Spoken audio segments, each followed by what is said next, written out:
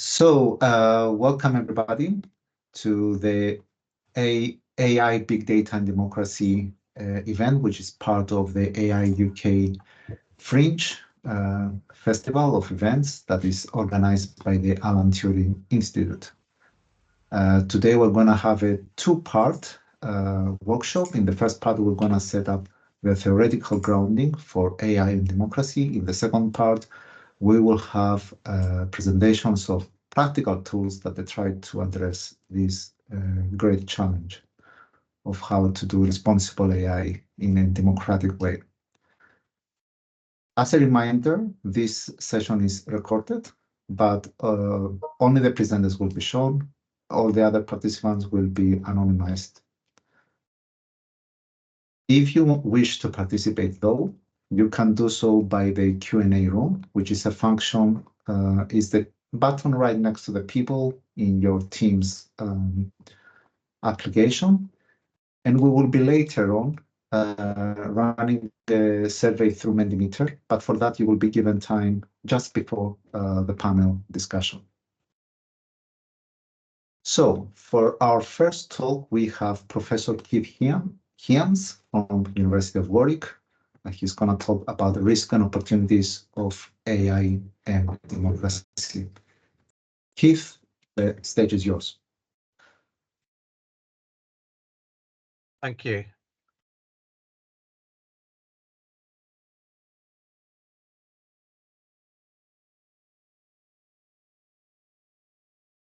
Okay, thank you, everybody.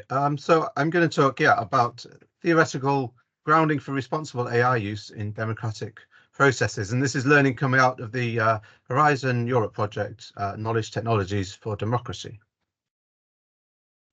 So there's four key questions that I will address. First is, what do we even mean by democracy? Second is, what's valuable about democracy on these various understandings? Third is, what risks do AI pose to democracy, thought of in terms of these things that are valuable about democracy? And fourth, how can AI be used in a positive way to enhance democracy by reference to these kind of values? So looking at the first question, what do we mean by democracy? So at the most basic level, democracy is understood as self-government, being able to make decisions that affect your own lives and the lives of your community and nation yourself. When we talk about democracy, we can think about different forms of democracy, and this will become important later because different forms of democracy have a different, AI will impact differently on these different forms of democracy, and different values seem to be realized to different extent by these different forms. So the form that we're all most familiar with is representative democracy, where we all vote for our representatives and then they make decisions on our behalf.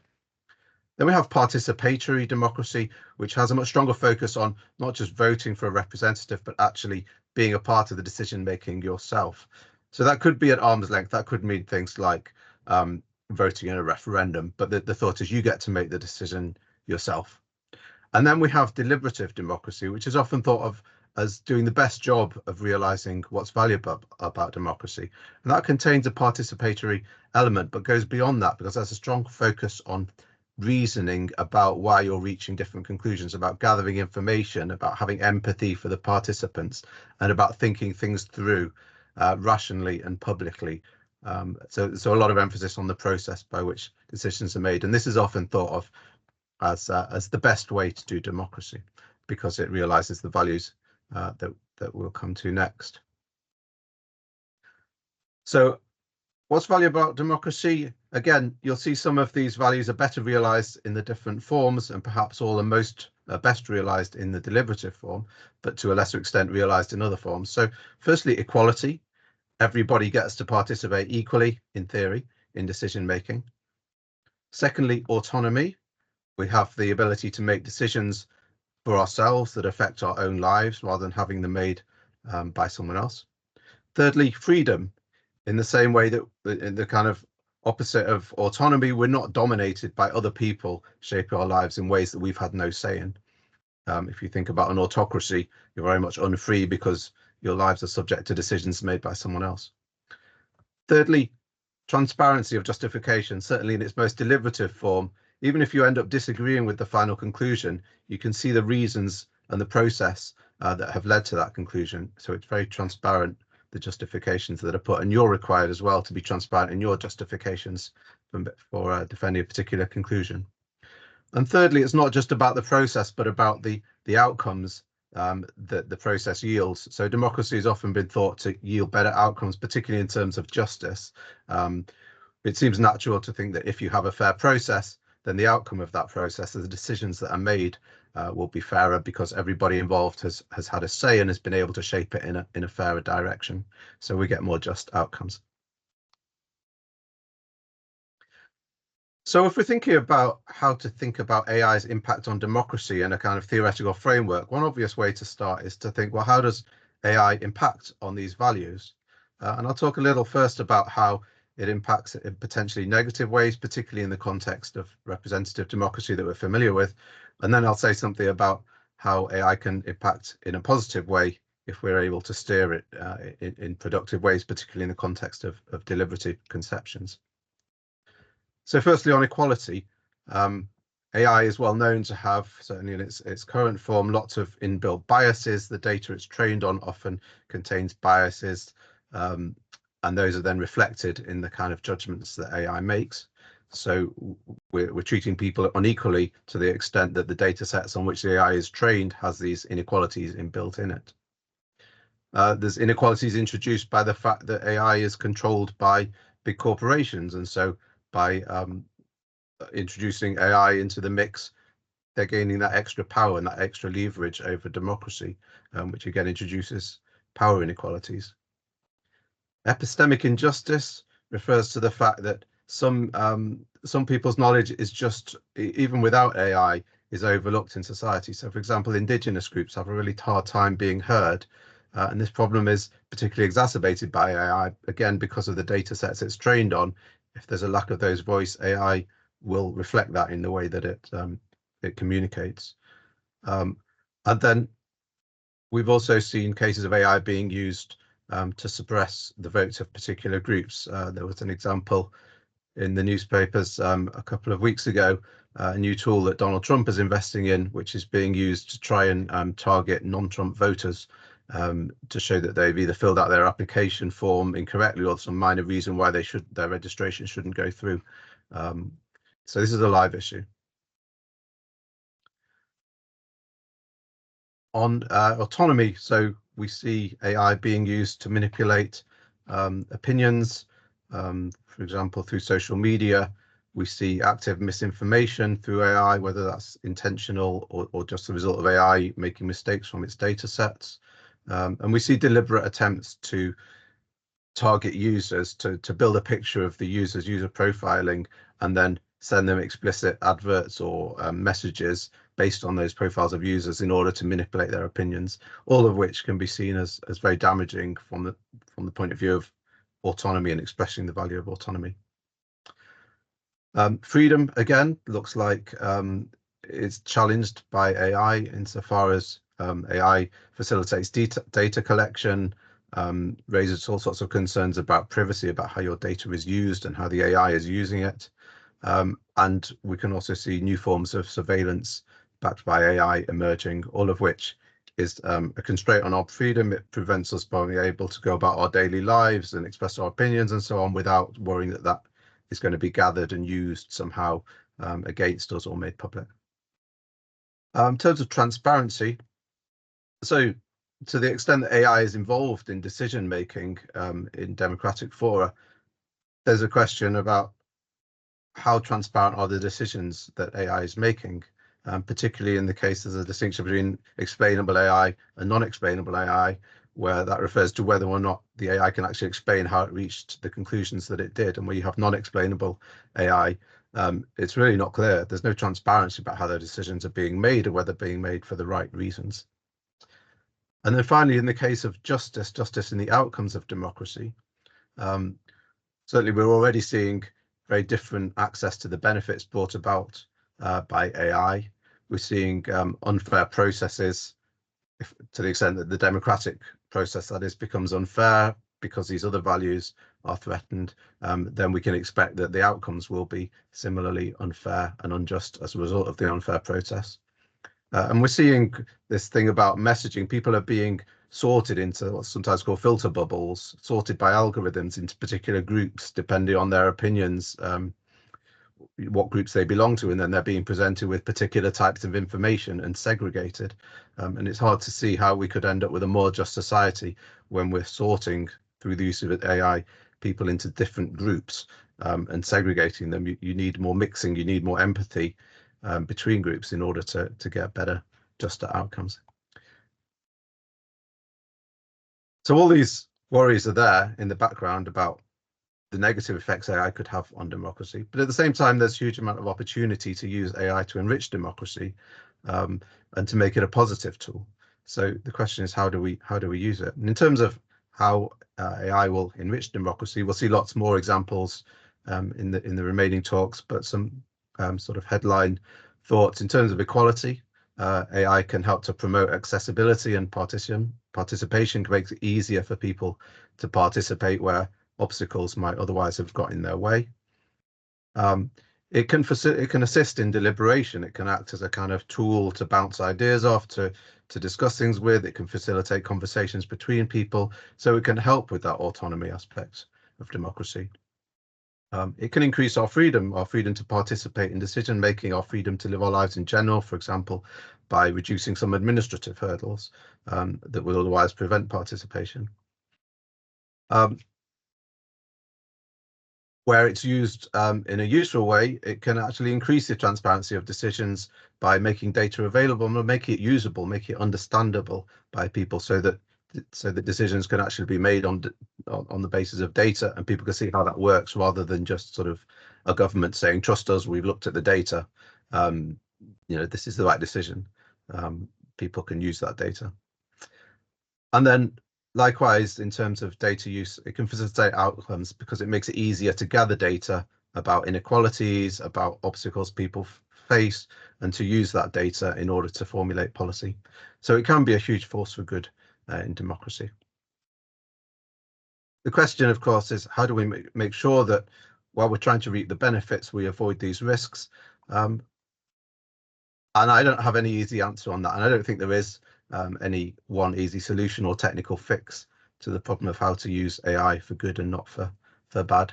Certainly we need regulation, and that regulation needs to encompass the use of AI in society in general, but also AI's impact on democracy in particular. But I think that the problem of how to use AI for good and to avoid the risks is enmeshed in broader issues of who owns AI, of power in society, of who gets to make these decisions about how AI will be deployed. And I've put on the slide that we see OpenAI as a warning shot, because within that corporation there was both a profit motive, but there was also a strong original emphasis on using AI for good, on ethical AI. With the kind of Sam Altman leaving and coming back thing, we saw those two things really coming into tension. So I think however much we want AI to develop in a good way and enrich democracy, we have to think seriously about how that desire kind of fits in with the economic imperatives that AI is being developed within. So I think the key message is the risks to do with AI can't be treated in isolation. There's no technical fix. We need to think about them in terms of the broader challenges that democracies face to do with unequal distribution of power, corporate power, voter disenchantment, voter frustration at politicians not representing their views, and kind of build in an awareness of the risks that AI poses, but also the opportunity it poses, and encourage participation in decision making, both about how AI shapes society in the future, but also just participation in politics and in democracy in general, and present a vision of democracy as a kind of more local participatory process that people can be involved in and that can be enriched by AI. So yeah, thank you, and I will hand over to Anna. So now we give the floor to Anna De Liddo from the Open University, UK. She will talk about online deliberation in this specific challenge of bridging theory and practices. The floor is yours, Anna. I kindly remind all the participants to use the question and answer function to pose questions, which later on in the panel may be posed to the speakers. So don't forget you have this option available for you. Thank you very much, Keith and Grazia. Anna Liddo, and I am a professor of human-computer interaction here at the Open University in Milton Keynes, UK.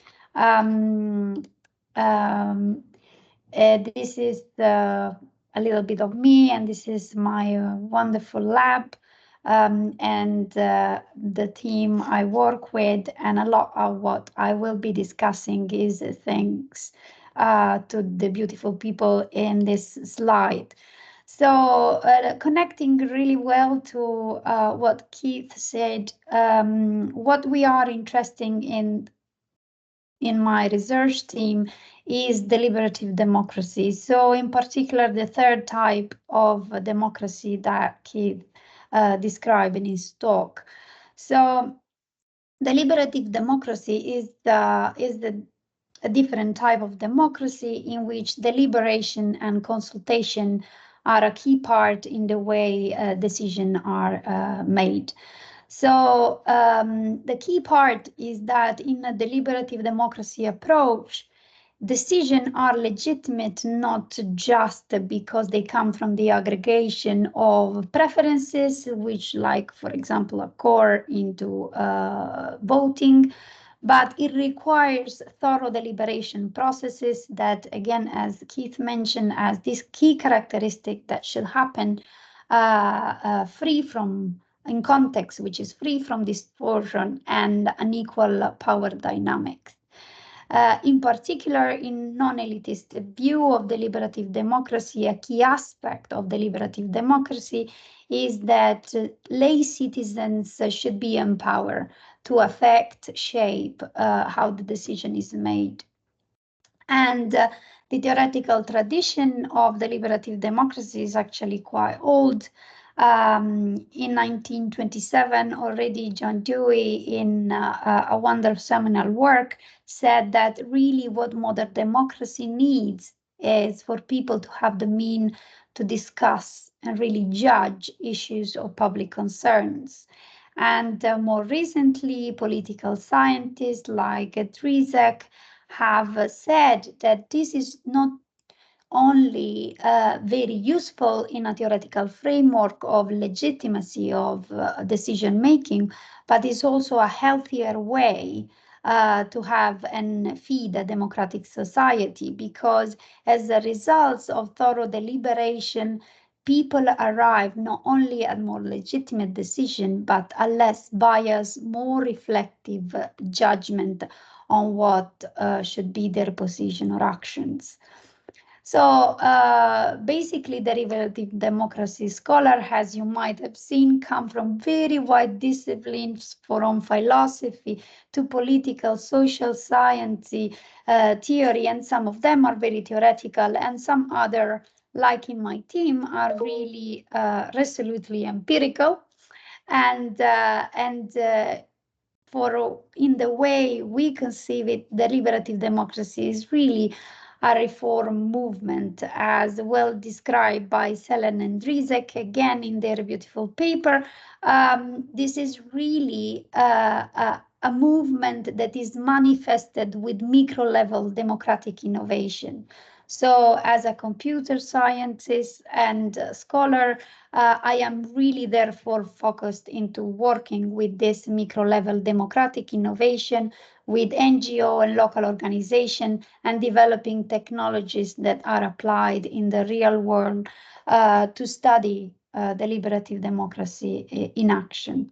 And our main goal is, in a way, to enable a new socio-technological space to build what has been defined by Hyams as a public sphere. So basically, a space where that is at the core center of participatory approach in democracy, and is the space where citizens come together to exchange openly their opinion regarding issues of public concerns, and they can thoroughly assess and deliberate on the pro and con of different options to inform their collective decisions. So how do we do that? And how do we have any public sphere out there in the world? Well, current events show that we really lack at all societal level both the social and technical spaces so that this deliberative democracy process, especially large scale, can take place. So if we understand deliberation as the thorough assessment of the pro and con before a decision is made, where are the spaces where we come together as a society and we're really have this type of conversation and thorough assessment. So the field of online deliberation try to support this type of socio-technical spaces and interaction and help small to large to very large group of people to come together and have this thorough conversation to assess before a decision is made. So, but how is this done so far technology-wise? So as a matter of fact, the only technology available to organization to have this deliberation processes online is through social media. And this around 20 years of research has demonstrated how ineffective this technology to support deliberative democracy. The problem is pretty much technical on one side, because these tools are really rudimental in the way they structure data. They lack content quality and variety. They do not support evidence-based reasoning, and they have no supports to help people to make sense of the deliberation process. Of course, this technological issue converts directly into very well-known negative socio-technical effect. So they produce, as Keith mentioned, echo chambers and the activation of biased information dynamic. They produced homophily, polarization, division, conflicts, and really degrade the quality of the public deliberation. So in the last few years in my group, what we try to do is, starting from this limitation of online discussion system, we design, develop, implement, and test with real community a new class of deliberation technologies that use AI, computational services of different type, argument mining, NLP analysis, discourse analysis, and the use of visual analytics and visual interaction design to produce a new human dynamic of engagement with policy, politics, urban informatics, and many other fields. And we have developed lots of in-house groundbreaking technologies in this area. What all these tools have in common, and you will be able to hear of a couple of them in the demo session, is first of all, they improve accessibility. So from the equality aspect of the democratic value that Keith mentioned, they really make it easy for participants to participate to a more assessed, structured, argumentation-based dialogue while getting the sensation or the intuitive impression they are having an unstructured conversation. As I said before, they use visual analytic with the specific objective to improve the way in which you can make sense and understand the discussion process, which again was mentioned as a key value for democracy. And we do that by providing sophisticated analytics and visualization that can, for example, summarize large deliberation data. They can generate automatically personalized alerts to help people to understand where they can best contribute with their expertise, provide a general summary for newcomers to understand what the state and process of a debate, and so on. And all this technology has a simple IBIS model behind, so they overlay a little level of structure, asking users to post and comment their idea in a more structured way in terms of question, answer, and argument. And thanks to this little structure, we're able to provide much more advanced analytical services. So from results of lab and real life testing, we have found a lot of interesting results, but I want to focus my attention on three. So first of all, around the stigma that there is in media studies and psychologies around argumentation, often perceived as a way of arguing and dividing, leading to polarization. Actually, our research shows that argumentation technology is very effective to bring people closer. So first of all, argumentation structuring does not reduce engagement, and if well designed, argumentation technology can be equally useful as the unstructured dialogue system and social media, and they can be as much accessible as those. Then second, argumentation structure has proved to constantly improve group cohesion and reducing conversational silos. So to the big problem of polarization and platform island, we have found that this technology brings the group to really talk and discuss in a much more united way, aggregated way. We have also found that our focus on reflection enhancement, so the fact that every single design choice is to improve sense making, understanding, and thorough reflection and assessment in a deliberative democracy perspective, rather than concentrating into the interaction dynamics like appreciative feedback only and mimicking and dynamics, really produce much better social interaction. So better social interaction coverage, more people talking to more people, and people getting their things addressed, less platform islands, and more connected social network. We also found that the contribution of AI in this context really improved the understanding of the discussion.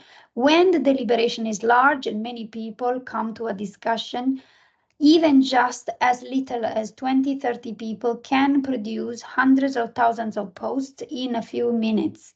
So this means that in a way, large-scale deliberation does need AI and the support of machine analysis. And this, if done in a responsible way, can lay very effective results on the user side.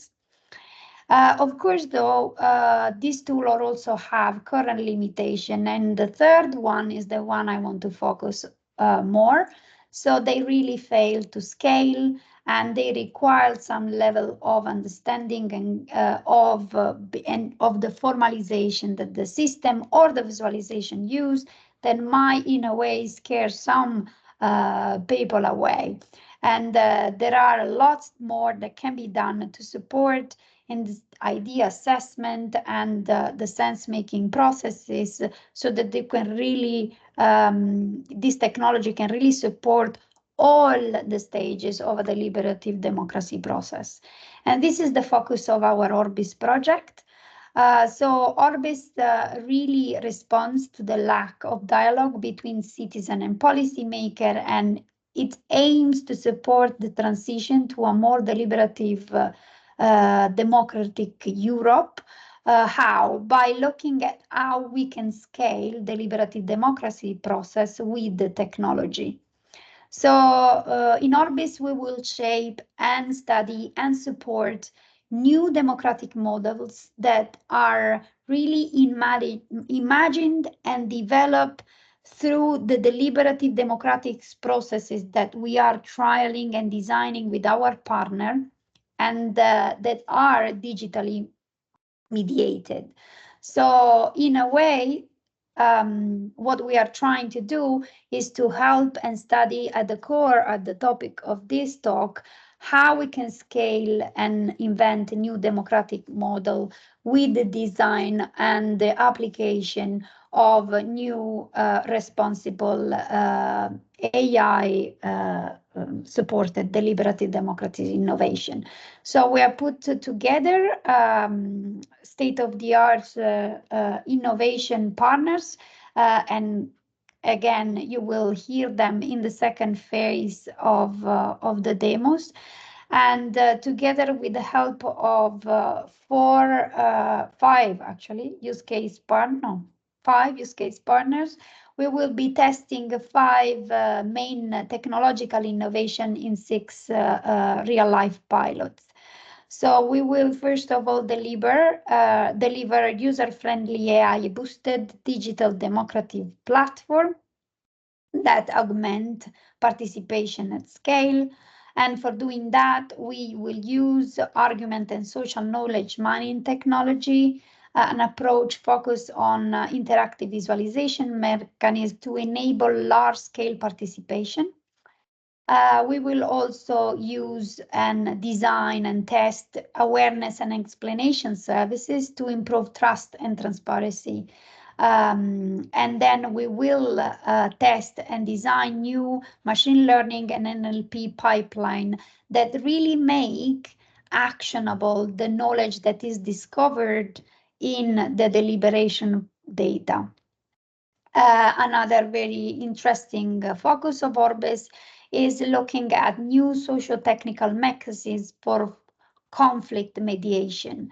So we will use AI and machine learning to help detecting on the deliberation data if there might be conflict emerging in the dialogue, and we will convert this into different forms of alerts and AI recommendation that can help the group, for example, with critical question making or rephrasing to avoid direct confrontation and emerging conflict.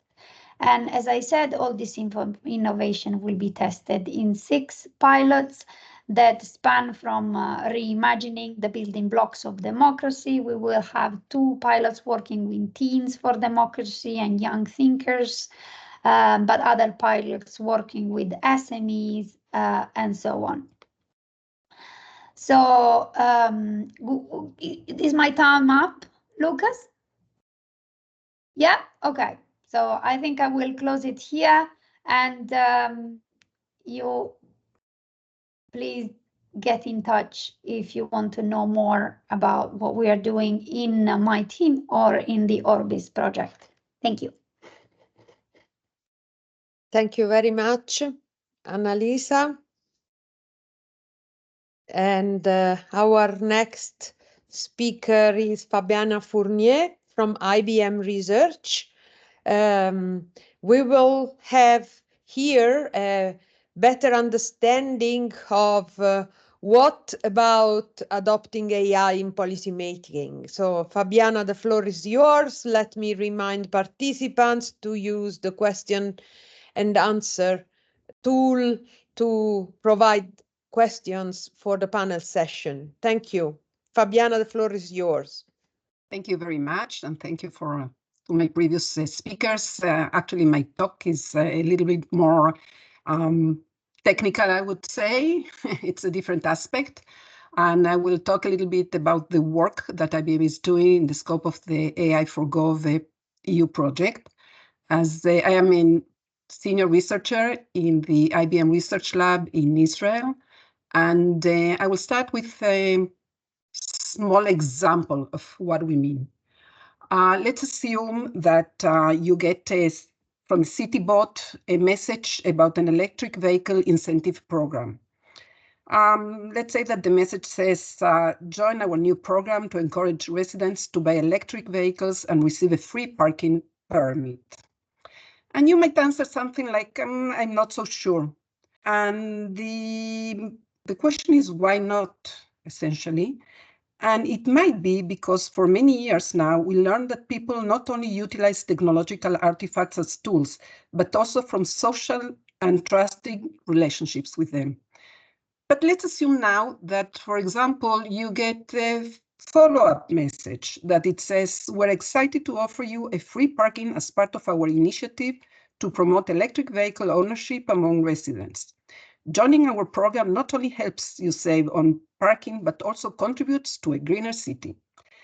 Now your answer might look like, that sounds great. How can I sign up and participate? Well, fantastic. You can sign up through our city's official website. Don't miss out on this opportunity to make a difference and enjoy the benefits of electric vehicles. So actually what happened here, the user now received more information about the offering, so it trusts the system more and is more receptive to new ideas. So why do we need trust in AI-based systems at all? First of all, for foster adoption. Trustworthiness is a prerequisite for the uptake and adoption of automated systems. Secondly, regulation. Increasingly, laws, regulation, and codes of conduct put a duty on organizations that make automatic decisions about their customers or users to provide them with an explanation of the logic associated with such decisions. I will tell you a little bit about this later, but we carried out a user study on the quality of the explanations generated by large language models such as ChatGPT. Our study shows that trust affects the perceived explanation. And as I said, we'll tackle this a little bit later. There are many frameworks for trustworthy AI. This is one of the frameworks by Torreni et al. And it encompasses 4 main components. If we take a look, the fairness technologies are the ones that focus on the detection and prevention of discrimination and bias in different demographics.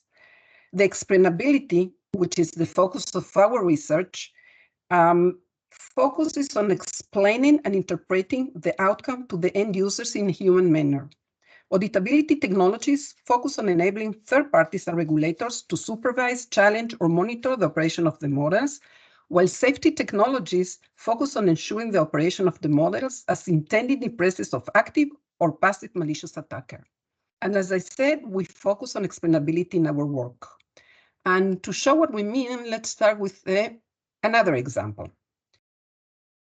We more specifically focus on explainability on business processes. And if we take a look at the slide, and this is a very simple example of a fine ticket that to a driver that is parking in a forbidden place. We will get to this scenario later, but in the meantime, let's assume that the police officer would like to understand how he can expedite the process of giving tickets so he can give more tickets in a single day. In order to do so, he might ask a very simple question. Why does the processing of fines in hazardous places take so long? Surprisingly, we don't have an answer or a very good answer to this question nowadays.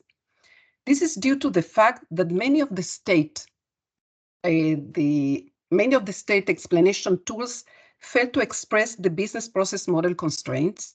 They fail to include the richness of the contextual situations that affect process outcomes. They fail to reflect the true causal execution dependencies among the activities in the business process, or make sense and be interpretable to human users.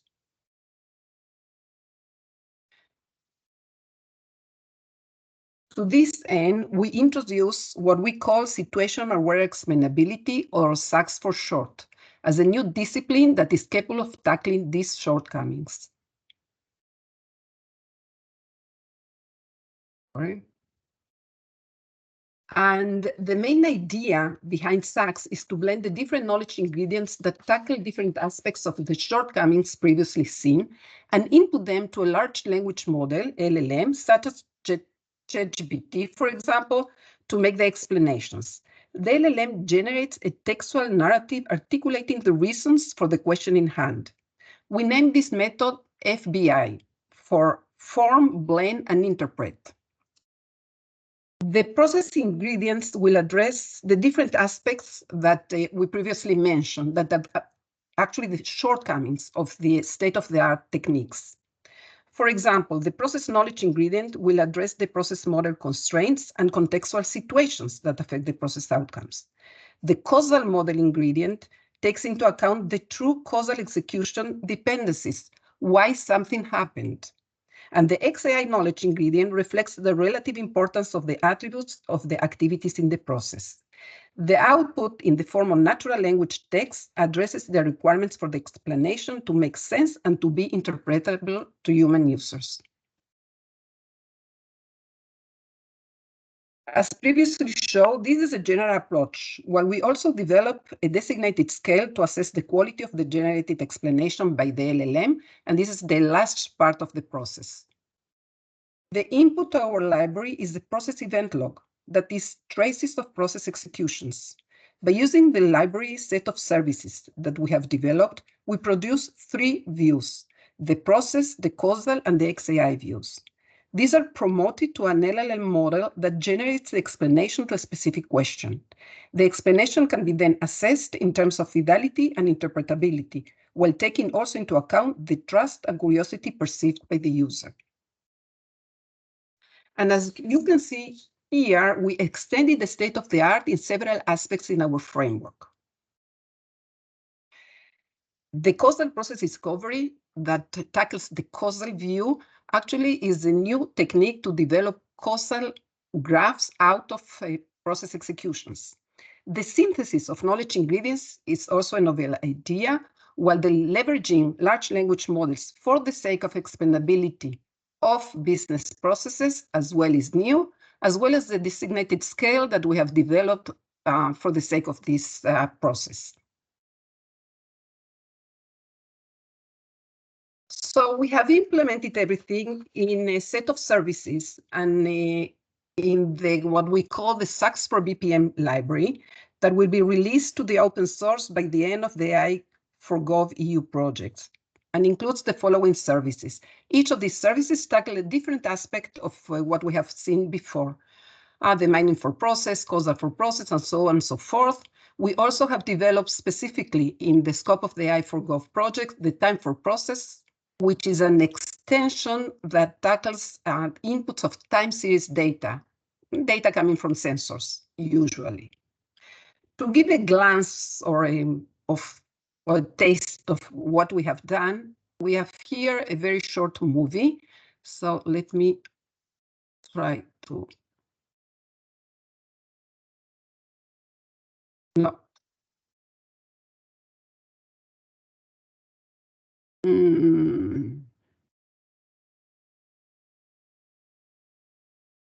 Is there a way I can play it, Lucas? Let me take control. Yes, I'll try to play it for you. Thank you. Oh, I can't really. No, I'm sorry. I cannot. Sorry. There is no way to. I'm sorry, Fabiana. I cannot play it. Can you take back? I think this is due to the fact that this we're presenting this kind of mode. Maybe I can do it afterwards. I have the movie. Yeah. Can you? So I took control again.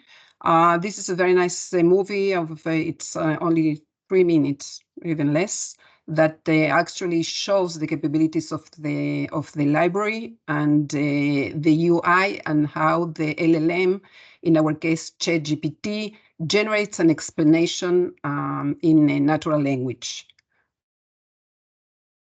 As I said, we also carried out a user study because, okay, it's nice. We have these services and we have this UI, but actually how we know that these generated explanations are sound, are clear to understand, are clear or trustable. So To this end, we conducted a user study to assess the quality of the explanations generated by the LLM. Our study consisted of 50 participants and 3 domains: pizza delivery, parking fines, and loan approval. The first 2 domains use synthetic data that we generated, while the third use case used real data taken from an open data set. I will very briefly present the main insights of our study. We have a paper that it's open access, so all the details are there. But in essence, what we did, we conducted several manipulations of our knowledge ingredients and presented a series of questions for the users to rate using the Likert method. The goal was to test for fidelity and interpretability while taking into consideration the aspects of trust and curiosity as perceived by the user.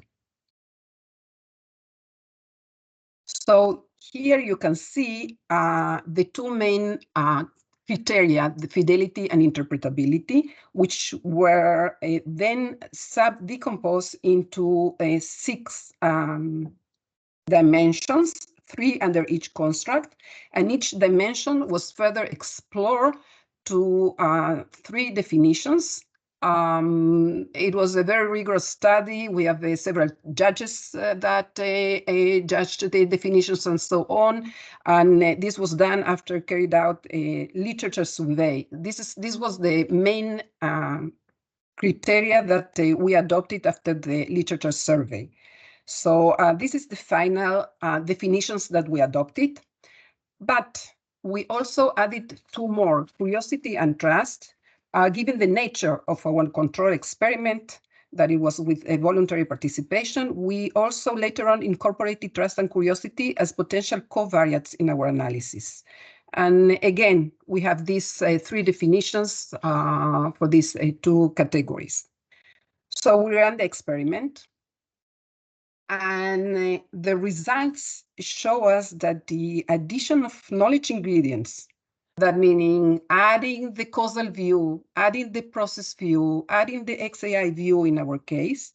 So the addition of these knowledge ingredients improved the perceived fidelity of the generation of the generated explanation. However, in contrast to our initial hypothesis, the addition of knowledge ingredients would improve both fidelity and interpretability. This didn't happen. As illustrated in the slide, the addition of knowledge ingredient works towards improving the perceived fidelity of the explanation while compensating for the perceived interpretability of the explanation. While our results clearly indicate that providing with additional knowledge can enhance the perceived fidelity, this effect may diminish entirely when the user has low trust in the LLM. It may also lessen when the user has limited curiosity about the problem for which the explanation is sought. That means that we need to be very careful in the way we add knowledge and we add the pieces of these parts of the explanation to the generated one, because on the one hand, we gain fidelity, but on the other, we can lose interpretability. And with this really very, very high level insight of the entire study, I conclude my presentation. Thank you very much for your attention. Now the question, I don't know what to do with the movie.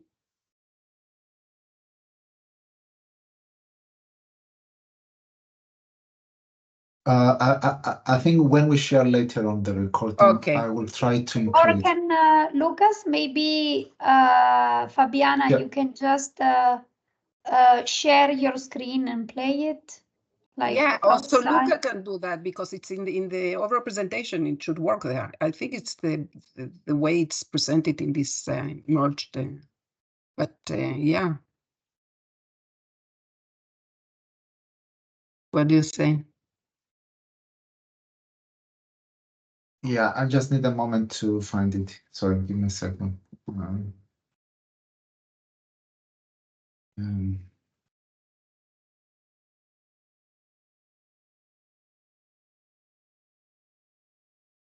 Sorry, how about this? It's gonna be very quickly on your screens.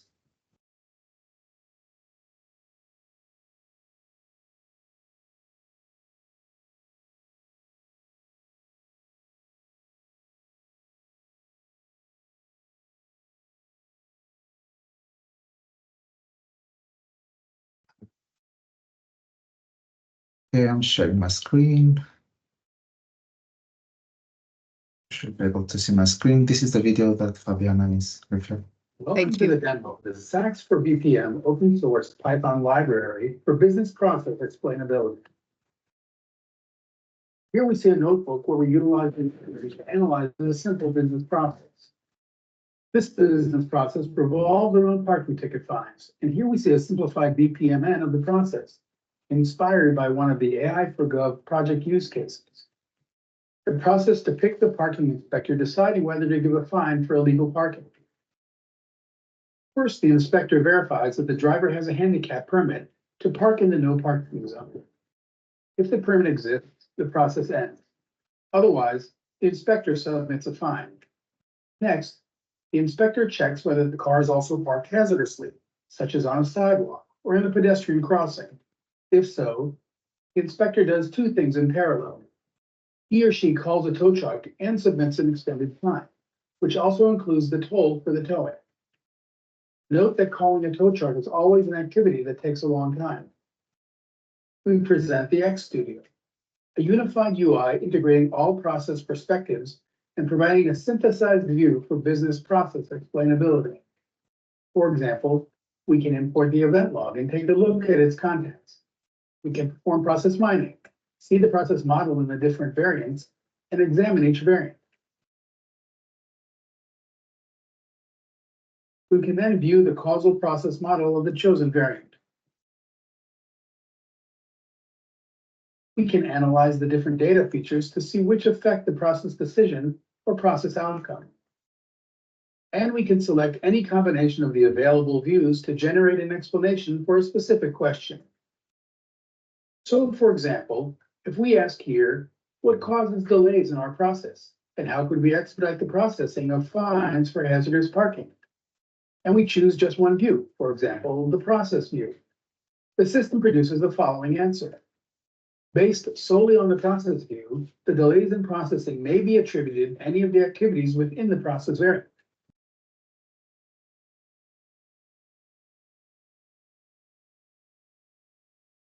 If we then also select the causal view, we can see that one of the activities that previously could have caused delays is no longer on the list because it's not an activity on the causal path.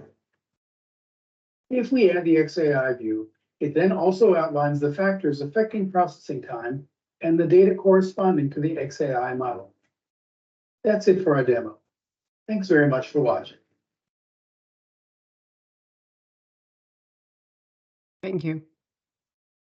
You're welcome. I just need to stop sharing and re-upload the presentation.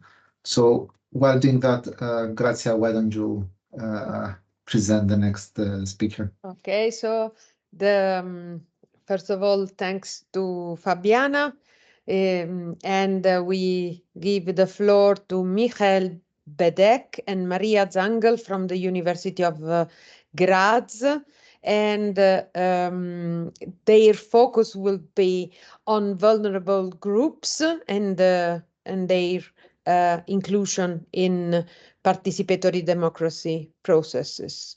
So as soon as the presentations will be uploaded, in the meanwhile, let me remind you all that you have a question and answer function available on the top of your screen, and so please use it, and we will so that you will give your energy to the panel that will start soon after this last presentation.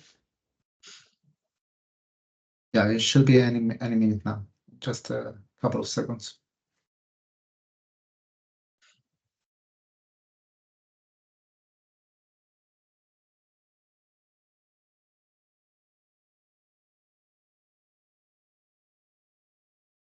Apologies for this delay. It should be up. It's just a bit slow. Maybe it's because we are 50 people joining this meeting today, this event.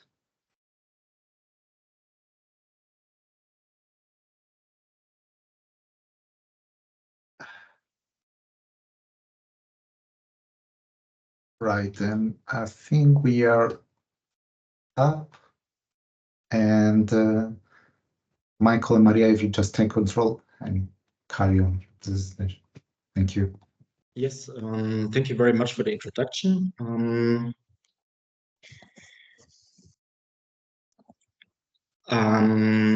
Yeah, our talk is about, as Grazia mentioned, our talk is about aiming for participatory democracy and the inclusion of vulnerable groups. We will briefly outline some challenges, aspirations, and lessons. All of this has been done in the course of the ITHACA project, which stands for Artificial Intelligence to Enhance Civic Participation. Just to give a short overview about the project, we started just a year ago in January 2023, and it will last for 3 years. It's a Horizon Europe project. The consortium consists of 11 partners, and as you can see on the right-hand side, around half of them have some technological or AI background, but 2 of them, and one of those is us actually as the University of Graz. There are 2 partners with some social and cognitive science background. And last but not least, and also very important, is that we have 2 pilot cities. So 2 partners from Romania and Slovakia as pilot cities. One of them is from the Brasov metropolitan area, where around 500,000 citizens live. And the other one is a rather small city in Slovakia, the city of Martin, with around 50,000 inhabitants. Our main objectives are basically making use of AI and big data in order to support civic engagement and participatory democracy. So AI and big data and machine learning is the mean to reach a certain goal. And this should be done in an ethical and simple way. We would like to involve citizens with a wide range of different backgrounds, with different needs, ages, and socio-economic backgrounds, not only as users, but also as participants who participate in the course of AI citizen juries or in the course of co-designing the solutions. We also have in mind some critical aspects that have been already mentioned. Some of them have been already mentioned in the first or second talk today. Different things like privacy, transparency, different barriers and opportunities for equal participation. And finally, we are going to define some policy recommendations more from the perspective of philosophical and legal and ethic values. I think an important question is, of course, why another platform for participatory democracy? There are already a lot of different platforms existing, for example, Bedek or DCT in Barcelona, MapGener. We analyzed in the course of the project existing platforms and evaluated them. The results are publicly available, so if you have some interest, just go to the website of the project and the results section. And I think it's fair to say that our unique selling point, so to speak, is that we are really focusing on the inclusion of vulnerable and marginalized groups and individuals. So here is just one example of these previously mentioned platforms, Bedek. As you can see, it's a modular view. People can upload proposals, make suggestions. They can discuss with each other. This is mainly the deliberative democracy elements, these discussions. And you can also a map might be shown indicating the concrete location where this particular solution is proposed by others. For example, if someone makes a suggestion about a new kindergarten or whatever. When talking about vulnerable and marginalized social groups, there are basically 2 approaches in order to include them in the very first step. Well, one of them would be to make a list of different vulnerable groups that we want to include. For example, in Romania, there are Romani people. The same is true in Slovakia, for example, that are quite marginalized, or women or families with many children or single parents. So this is more the perspective as a social entity, a group of people. And the another approach would be to take a look at different variables or criteria or factors that constitute vulnerability. For example, people with low income or lack of insurance and so on. And in the context of the ITHACA project, we basically try to merge both approaches. So on the one side, we identified different social groups. On the other side, we identified vulnerability criteria and different factors.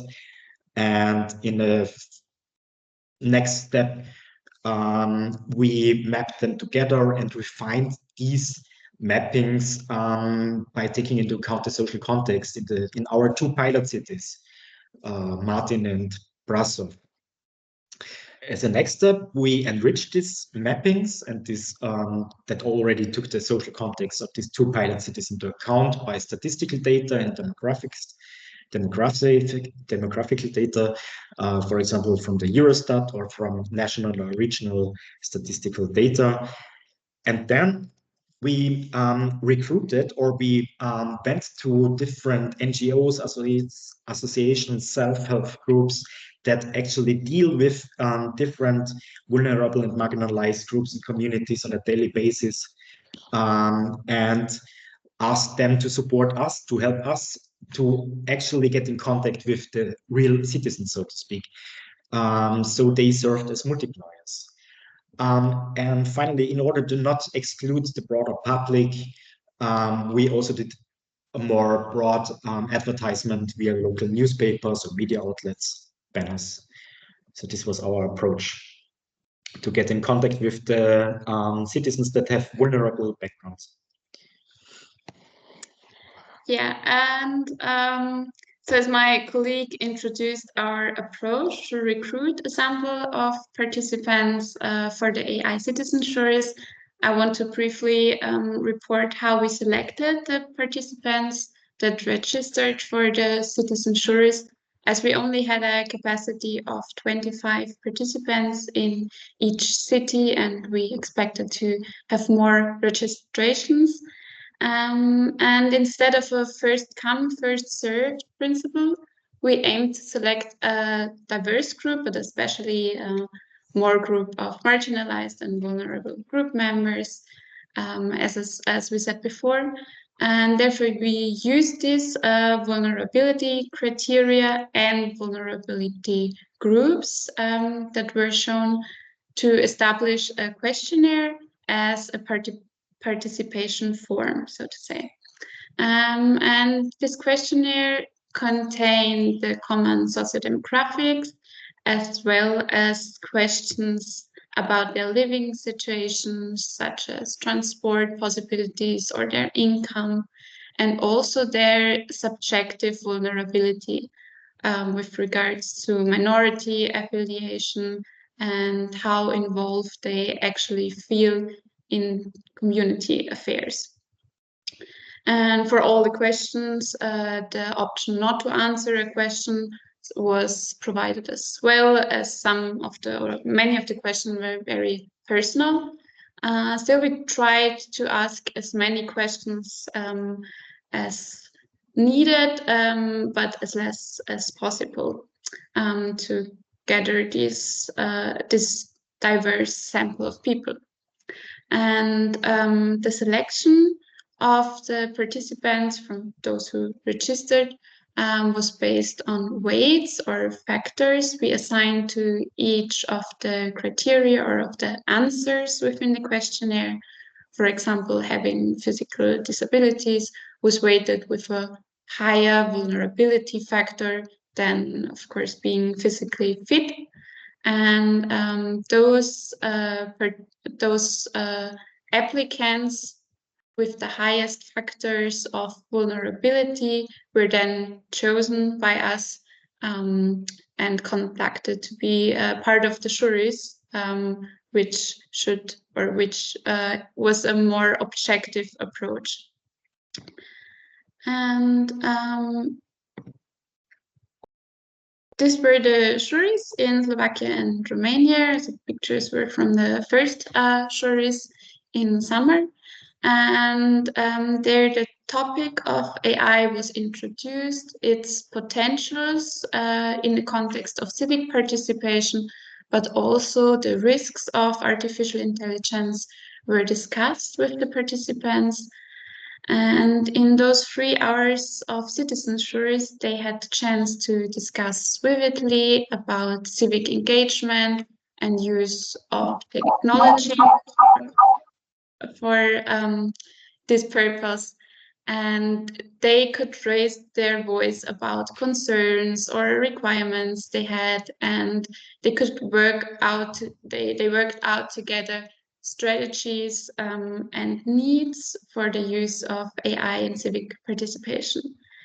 In addition, already existing platforms have been introduced to them, and they analyze together what they appreciate about them and what is still missing for an inclusive and useful platform.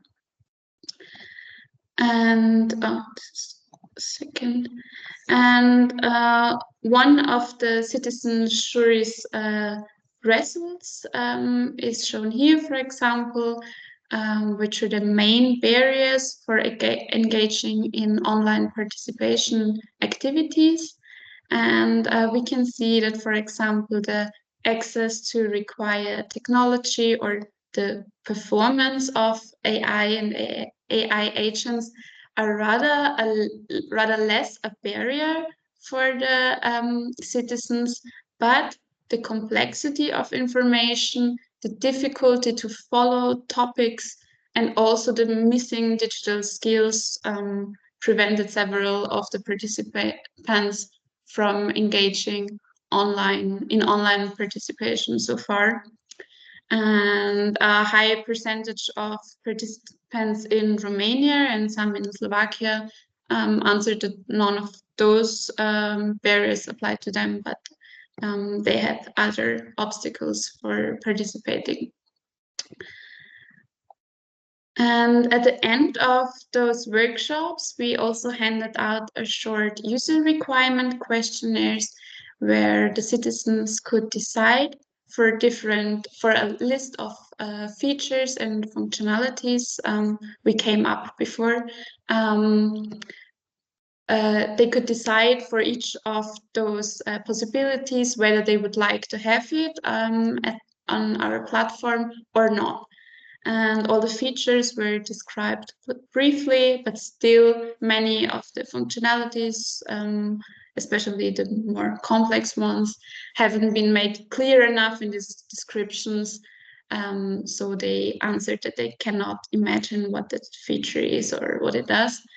And not all of those features in this short questionnaire are absolutely AI features, but rather platform functionalities. We just focused on usefulness and facilitating features. And participants had also the opportunity to suggest other functionalities they would like to have in an open answer field.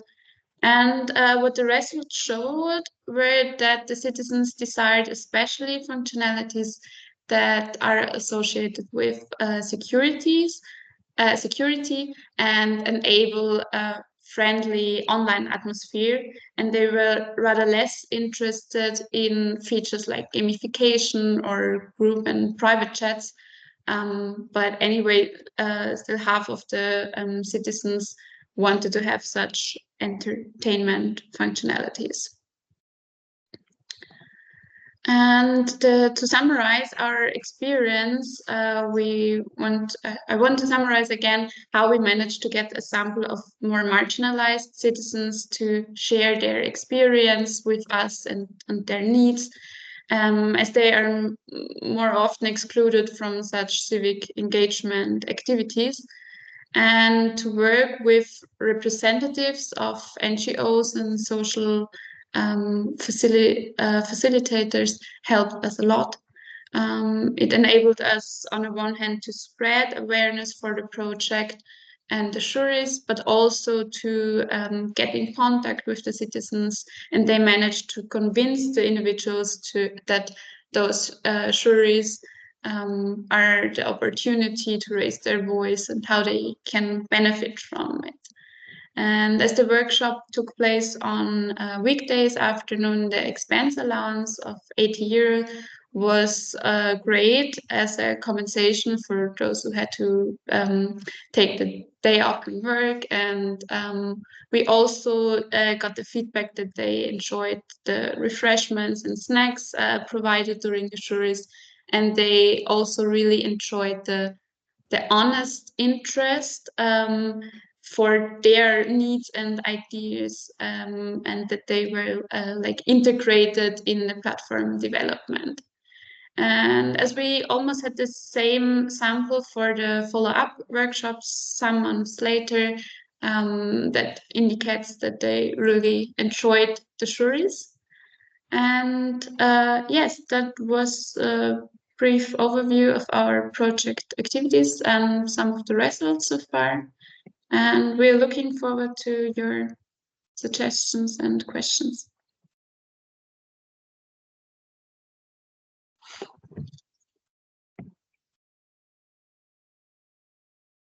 Thank you, Michael and Maria. So we have now finished our 4 introductory talks, and what will follow is a panel discussion where your questions will be used to kickstart a very nice discussion between the speakers. You can contribute your questions through the Q&A, which is a button right next to the people button, or between chat and people in the Teams application. But I also welcome you to fill out this Mentimeter survey that I am posting the link now in the chat. But also you can also follow this QR code link, or just go to menti.com and use the code 79762214. And because we're running a little bit out of time, I think instead we're 10 minutes late. I think instead of 10 minutes, let's just allow 5 minutes, then we can come back and kickstart the panel discussion.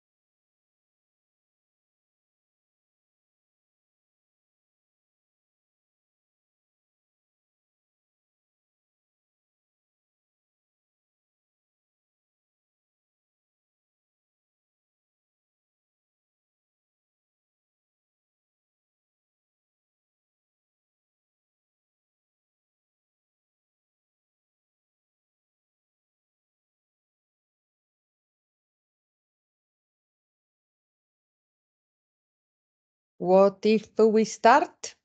Yeah, I think it's time. With our Yeah. panel. Yeah. I think that we need first to let all the participants know that we will share the recordings of our meeting today together with the presentation. So no worry about that. The first question that we have collected here is related to the vulnerability of humans to the bias of AI systems, referring to the risk of manipulation, influence, and opinion shaping. So how do we really safeguard humans from things like, malicious AI impact to our democratic processes? So we have there a very challenging question. I guess that maybe Keith or even I don't know, our last speakers may want to say something about this. Yeah, I'm happy to say something like that. I think we can think about interventions at the level of AI regulation, so we can try and avoid these kind of damaging interventions of AI. But really, we also need to think about not just intervening at that high level, also intervening at the level of the citizen, because really, yes, we are vulnerable to these messages, but we're only vulnerable to these messages if they're the core messages that we're getting, and if there's not a kind of strong context in which we can assess whether we want to accept these messages. And I think by thinking in a sort of not an AI-centric way, but just a more general way about fostering democratic citizenship, where people feel able to inform themselves about a broad range of views and engage with a broad range of views, then they're much better assessed to assess what the AI is telling them and decide if they want to believe it, than where they're kind of sort of in a vacuum and they're fed these messages and they absorb them. Yeah, but there's no easy way to avoid it. We just need to think about making a robust democracy in general. Yeah, we need a strong AI literacy there to achieve and even making the regulation somehow effective there. So anybody wants to give his point of view on this? Fabiana. I would like to add something very short sentence. I think that we can also add some guardrails into our systems, besides regulations and things that are outside when we design the systems. For example, we know from our own experience that when we add some causal reasoning into the systems we develop, the knowing why and this chain of understanding of why things happen can guardrail the outcomes, and so the outcomes can be more understandable to humans, and actually we guardrail the decisions made by the systems. Also, especially when they are done by the large language models, which is now it's kind of what we do now. It's leveraging the power of large language models. So we definitely can add this kind of guardrails into the system itself to generate explanations, outcomes, decisions, whatever we do. Thank you. Thank you very much, Fabiana. Annalisa, you raised your hand. Yeah, I totally agree with both Keith and Fabiana, and I would also add to these two aspects. I think there is also a learning and training civic aspect to this, because a little bit, like Keith said, is about equipping, citizens with new democratic skills. To really be aware of certain dynamic and how to interpret and thorough assess the information they are provided in any situation, being recommended by people or machines. So I think an aspect is, the way I think we can help is by designing and implementing in our technologies features for helping thinking critically. So I believe critical thinking is really a fundamental skill of democracy and deliberative democracy in general, and it's something that could be designed for, could be really made into some process that people can learn to engage with and can help them to be more critical. For example, when they are presented with recommendations or with alerts or even people opinions, or simply even just while they're looking at numbers and analytics. What does it mean 1 million hearts or followers, or do we need different numbers or different signals to support people to care and reflect on democratic dynamics? I almost think we need a different visual language for debates and deliberation that are different from social debates or socialization. They are deliberation process around complex, crucial, fundamental issues of public policy making and issues of public concerns. So there is really a lot that we can do together to also design for helping people to exercise critical thinking while participating in deliberation processes. So we have here another couple of questions. One is for Kit, and this is about the justice value of democracy, of deliberative democracy. This is about the opportunity to use AI to counteract human bias.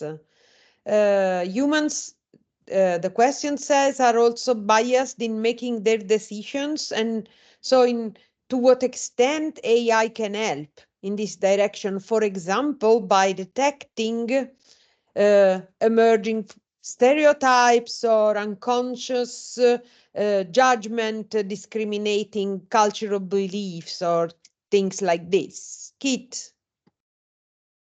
Yeah, thank you. I think we can definitely build AI tools to help identify stereotypes and insert those into deliberative processes.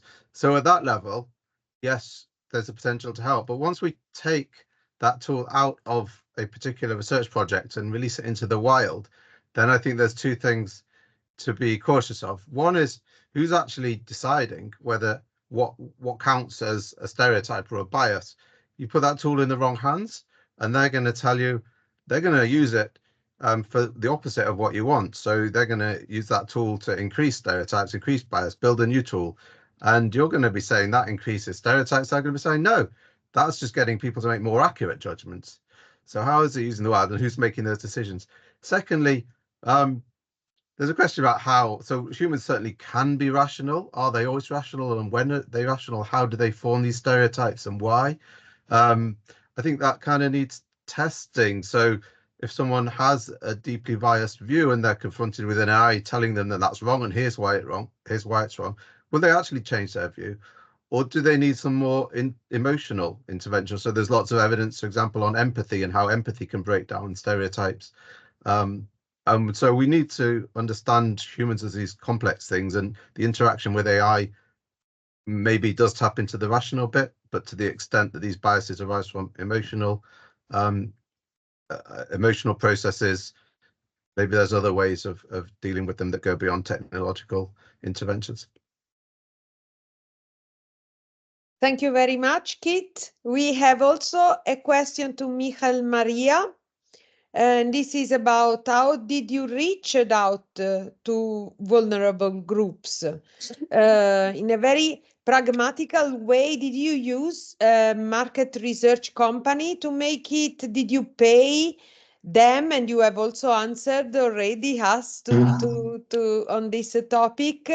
Did you only engage them in face-to-face? So practically, operationally speaking, how did it? How was this managed and implemented? Yeah, thanks for the question. We didn't use a market research company. As we have mentioned at the very beginning, we are in the lucky position that we have two partners from these two cities, from the Brussels metropolitan area, and also the city of Martin is actually on board. They were our, so to speak, they were our partners directly at the place, who and those partners know all the associations, all the initiatives, all the activities that are going on there. So this was our megaphone, so to speak. And for the citizens, we actually had in both cases, people actually met face to face to initiate the discussion for the citizen juries. I think it was at least possible to join in via in an online way, but this hasn't been used because it was a fixed time. It was a fixed meeting place in the city hall, in the case of the city of Martin. And this is how we initiated the discussion among the citizens. And there are a lot of questions, but we did pay them for their participation, but we try to hold this information that they will get 80 euros per workshop back as long as possible, as we wanted to get their intrinsic motivation to participate. And I think in Romania, people did not know that they will get an expense allowance as soon as until the workshop started.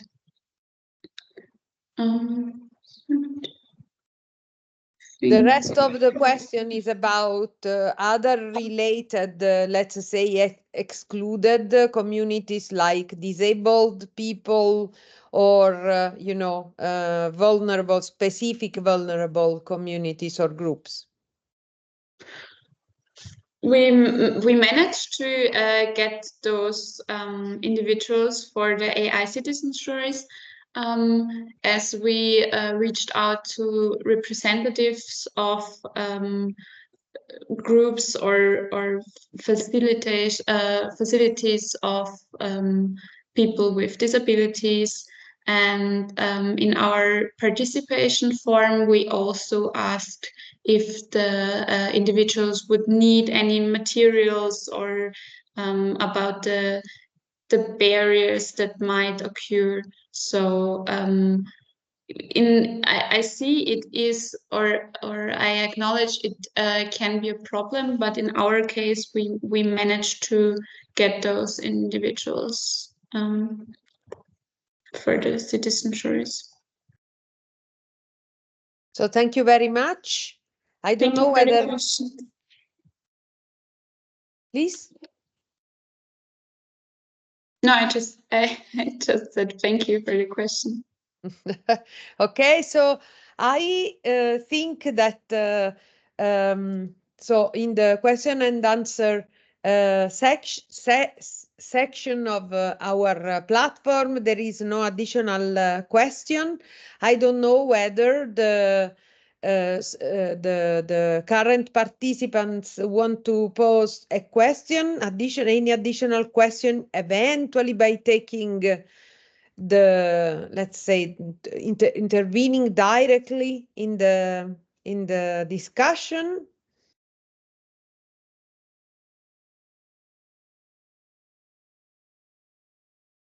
Otherwise, respecting the timetable, I think we can say, see you in 1 hour. Is this coming in 1 hour and 1 hour and a half, the second part? Yes, we will continue with the part 2 at 1:30 UK time or 2:30 Central European time. So in 1 hour, 57 minutes to be precise. I saw one hand by Ilaria Mariani up. Ilaria, was I wrong? Okay, there you go. So in 1 hour, see you again here. I'm sorry, I will not be there with you because I also have to lecture. It will be, I will be curious to watch the recording. Thank you very much to all the participants and to our speakers. It was quite a challenging and envisioning session. Thank you very much, everybody. See you in 1 hour. Have a good lunch, and thank you again, everybody.